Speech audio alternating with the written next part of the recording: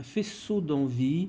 J'avais deux cousins qui étaient plus âgés que moi et qui avaient des caméras 9 mm 5, des caméras pâtées. Et je trouvais formidable parce que quand j'allais les voir, on fermait les rideaux, ils sortaient l'écran, on le déroulait l'écran, on allumait ce projecteur. Et ils ne faisaient pas trop des films familiaux, ils faisaient des petits documentaires à l'occasion de leur voyage. Et je me suis dit que c'était magique de faire ces images animées.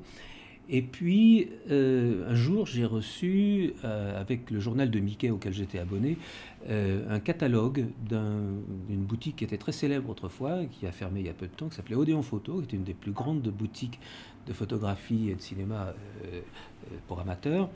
J'ai reçu le catalogue et j'ai regardé ces objets magnifiques. Et comme j'avais 7 ans, je me suis dit que c'était des jouets qui fabriquaient du rêve, qui étaient justement le rêve que je voyais régulièrement le week-end au Draveil Palace. Et quand ma mère est rentrée du boulot, je lui ai dit: maman, je veux faire du cinéma. Stupeur de la maman.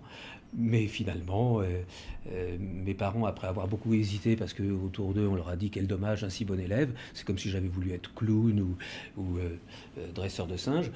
Euh, Finalement, mes parents m'ont aidé et j'ai fait les écoles de cinéma, parce que j'ai fait Louis Lumière et l'IDEC. Louis Lumière, j'ai passé le concours comme tout le monde, et ma petite copine de l'époque était allée voir les résultats affichés au 85 rue de Vaugirard. Je l'appelle, c'est le jour de mon anniversaire, j'avais 17 ans, et elle me dit: non, bah, malheureusement, t'es pas sur la liste. Et elle ajoute: t'es pas sur la liste parce que j'ai commencé à lire par le bas et tu y étais pas, en fait t'étais premier. J'étais